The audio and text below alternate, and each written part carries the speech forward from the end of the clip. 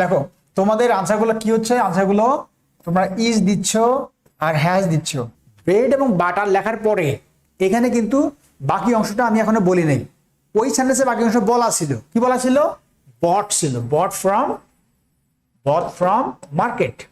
পরীক্ষায় আসছে এটা। তাহলে মার্কেট থেকে কিনছে। তাহলে যদি বলতাম যে bread and butter dash my favourite breakfast, তাহলে ব্রেকফাস্ট খাবার একটা হইতো, তখন ভার্ব সিঙ্গুলার ঠিক আছে। কিন্তু এইখানে বট ফ্রম মার্কেট, মার্কেট থেকে কিনলা, দুটো জিনিস কিনলা না একটা জিনিস কিনলা?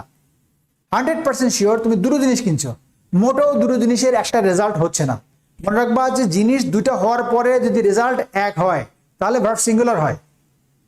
জিনিস দুটো হওয়ার পরেও যদি রেজাল্ট এক হয় তাহলে ভার্ব সিঙ্গুলার হয়, বাট রেজাল্ট ভিন্ন হলে তো ভার্ব সিঙ্গুলার হবে না। এখানে বট ফ্রম মার্কেট বলা মানে হচ্ছে এটা রেজাল্টটা মানে দুটো ভিন্ন জিনিস, এই জন্য ভার্বটা কি হবে? প্লুরাল হবে। কিন্তু আমরা দিচ্ছি ইজ, এই জন্য বন্ধুরা এটা আগে মুখস্থ করা যাবে না। তাহলে ব্রেড আলাদা, বাটার আলাদা। কিভাবে বুঝলাম? যখন আমি মার্কেট থেকে কিনলাম, কেনা পরে খাবার আমি বানাই নেই, তখন আমার ব্রেড আলাদা আছে, বাটার আলাদা আছে। তো দুইটা ভিন্ন জিনিস, আমি কোনোভাবেও এটাকে সিঙ্গুলার ভার্ব দিতে পারি না। যদি আমি বলি bread and butter dash my favourite breakfast, তার মানে কি আমি খাবার হিসেবে তুলনা করছি, তখন ভার্ব সিঙ্গুলার। বাট যখন আলাদা আছে তখন ভার্বটা অবশ্যই প্লুরাল হবে। তাহলে bread and butter dash bought from market, অবশ্যই আনসারটা কি হবে? আর হবে অথবা হ্যাভ হবে।